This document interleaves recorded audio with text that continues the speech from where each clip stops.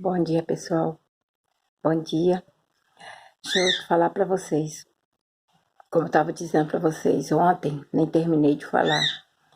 Eu tô muito triste porque tô vendo os relatos todinho aqui de mulheres que estão sendo assassinadas, outras estão sendo violentadas, outras estão sendo espancadas.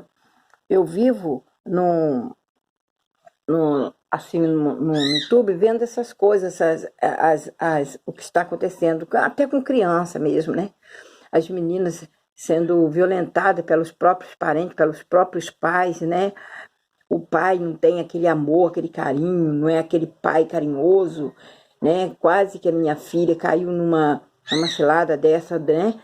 De padrasto estrupar ela, o pai querer vender a própria filha para moleque que usa droga, para poder ele usar sem precisar pagar.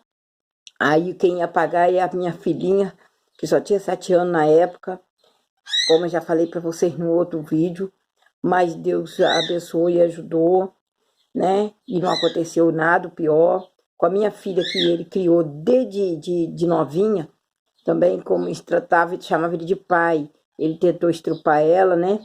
E com maldade ainda disse se ela falasse comigo que ia me matar, matava a gente. Gente, eu não falei, mas ele chegou a comprar gasolina, falando assim, para fazer medo ela, né? Pra que isso aí, pai? Isso é gasolina. Pra quê? Ah, para botar fogo no mato, assim, para quando eu for pescar. Mas aí depois que ele mexeu com ela, ele disse assim, sabe aquele litro de gasolina? Aquilo ali era para me botar fogo na casa. Ele, sabe o que ele fez, pessoal? Ele pediu meu filho, o Edilan, que era filho dele comigo, né? Como vocês sabem, é um casal de filho que eu tinha com ele.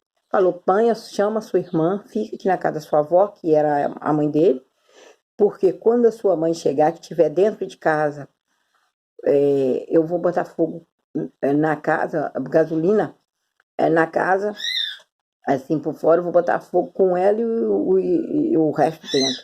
Aí a minha filha veio correndo e me avisou, mãe, não entra. Na hora que eu estava chegando do trabalho, porque eu trabalhava, pessoal, depois eu comecei trabalhando na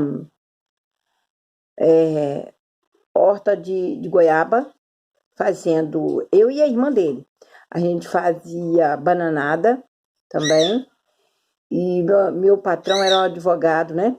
E eu trabalhava na fazenda dele, na chácara, no caso. Então, eu chegava às 5 horas da tarde em casa, né? E ele estava sempre sentado na rua, todo inchado, bêbado e drogado, né? Que eu nem sabia que gente drogada ficava igual gente bêbada, eu nem sabia disso. Aí o que acontecia? Quando eu falava que ele estava bêbado, as pessoas falavam assim, bêbado, ele está drogado. Aí o que acontecia? Porque eu não queria nem olhar para a cara dele, ele me chamava e eu entrava no carro do meu patrão, que o meu patrão vinha buscar a gente em casa, né? E ele e a esposa dele. Então, o que acontece? Eu não dava ouvido, não escutava, fingia que eu não estava vendo ele. Por quê? Porque eu sei que ele ia ali ficar implorando para voltar para casa, para me deixar ele voltar, ia fazer aquela carinha assim: eu tô morrendo, me ajuda, eu tô morrendo, entendeu? Cuida de mim. Aí ia vir na minha cabeça: mas você não cuidou da gente, você simplesmente, quando me apanhou, você ficou 6 meses, uma pessoa maravilhosa, e depois de 6 meses virou aquilo que eu nem esperava, um monstro, e abandonou a gente. Então, para mim não precisar fazer isso, o que que na frente da mãe dele, porque a mãe dele já sabia de tudo, ela morava do lado da minha casa, não acontecia essas coisas comigo. Então, eu evitava. Eu entrava no carro e a irmã dele me apoiava, ela ainda falava assim, ó, ele vem ali, ó, ele, fulano, vem ali.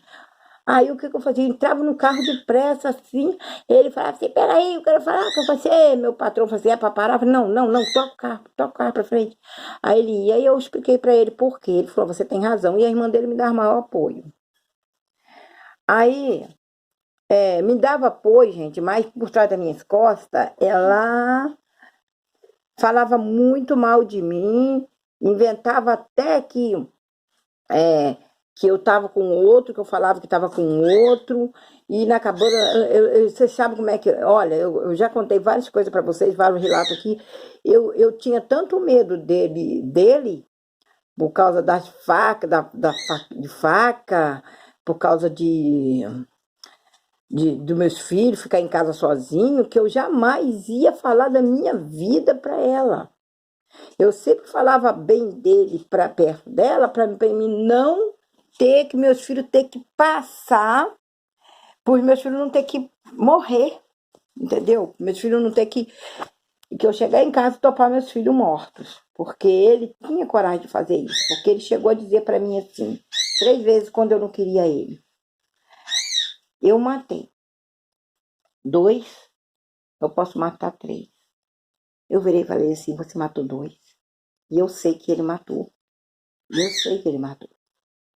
A pessoa que ele matou era muito conhecido meu, mas era conhecido meu por causa da... Ele ficava com uma colega minha. Então ele passou a beber com essa pessoa, usar droga com essa pessoa. Não vou citar o nome da pessoa, porque isso aqui não é para isso. O meu vídeo não é para fazer essas coisas. Eu só estou dizendo que eu tinha medo por causa dele falar isso. Entendeu? Comigo. Se você não fazer tudo que eu quero, a mesma que eu fiz com fulano e com fulano, eu faço com você. Então, eu ficava calada. Eu ouvia tudo, ficava calado. Gente, coisa triste é você ficar sem saída para nada, sem ajuda de ninguém, um familiar não te apoiar, sua família. Eu tenho, gente, 7 irmãos, né? 7 irmãos. E nenhum deles não me procuravam. Olha, aí vocês podem dizer assim, porque você é muito ruim. Não, vou dizer por quê. Porque minha família, ela nunca foi uma família de pessoas que ficavam assim, um apoiando o outro, irmão apoiando o outro. Eu apoio. Apoiei muito meus irmãos em tudo. Tirava o outro da cadeia, que vivia preso aí, ficar de bater na esposa, e eu não achava aquilo certo, eu não ia. Mas quando ele passou a beber e querer briga dentro da casa da minha mãe e polícia ir lá, porque as pessoas chamavam, e os vizinhos da minha mãe ia correndo, pedia pelo amor de Deus para mim ir lá, que ela estava sozinha lá, porque nenhum dos irmãos queriam ir, e o outro estava preso, que é o meu irmão caçula.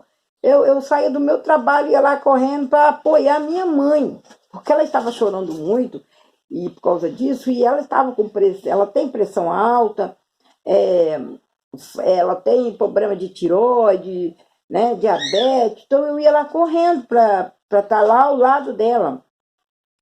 E chegava lá, a polícia falava para mim, olha, ele vai dormir, passar a noite aqui, porque ele está bêbado e estava bagunçando a casa da sua mãe. E eu ali, com a minha mãe não queria ir embora, eu pedindo para ela ir embora, vamos embora, eu levo a senhora para casa. E ela não querendo, e ela não querendo, e eu falo, mãe, pelo amor de Deus, ela não pode ficar aqui. Até que a polícia ficava com dó dela e falava assim, ó, ele já está calmo e eu vou mandar ele embora. Mas a senhora vai me garantir que ele não vai fazer, porque se ele fizer de novo o que ele fez dentro da casa da senhora, eu vou levar ele para o presídio. Aí ele ia para casa mais calmo, eu ia dar conselho. Gente, esse é o meu caçulo, meu irmão caçulo. Depois eu vou contar a história dele para vocês, tá? E eu estava sempre ali, ele sempre aprontando, e eu ali. Ele arrumou uma namorada, batia na namorada, eu não apoiava. Ai, não, eu deixava lá. Quer ficar preso, quer bater em mulher? Fica na cadeia. Mas eu não apoiava, isso aí eu não apoiava, não. Mas isso aí depois eu conto para vocês, essa aí já é outra história. Mas agora é a história do meu marido. Então, o que acontece? Ele era uma pessoa, eu não jamais ia falar com ela da minha vida para ela depois contar para ele, porque eu sei que ela contava. Tudo que eu falava com ele, com ela, por exemplo, eu falei, não vou dar mais uma chance. Dá mais uma chance, talvez ele vai mudar. Não vou dar essa chance. Ele aprontou várias vezes comigo. E não tem chance para homem que apronta. Entendeu? Eu não consigo Eu não consigo, então eu vou deixar ele na dele. Aí eu deixava ele quieto lá, cada um no seu canto, assim que eu falava. E era verdade, gente, cada um no seu canto. E ele ficava lá, entendeu? Eu não queria apoiar mais ele assim para morar comigo, não, não. Ele dentro da casa da mãe dele, eu poderia dar um prato de comida, comprar remédio, porque o pagamento da mãe dele era no final do mês e o meu era todo final de semana. Eu ganhava por semana. Aí sim, eu alimentei direito meus filhos, que era tudo magrinho, comprava remédio verme, comprava vitamina, mas não para botar ele dentro da minha casa. Depois eu conto o resto para vocês. Isso é uma pequena gravação, tá, gente? Para talvez alguém, muitas pessoas podem me ver como uma pessoa ruim, mas eu estou mostrando que não tem nada a ver, tá bom? Depois eu conto mais para vocês. Bom dia.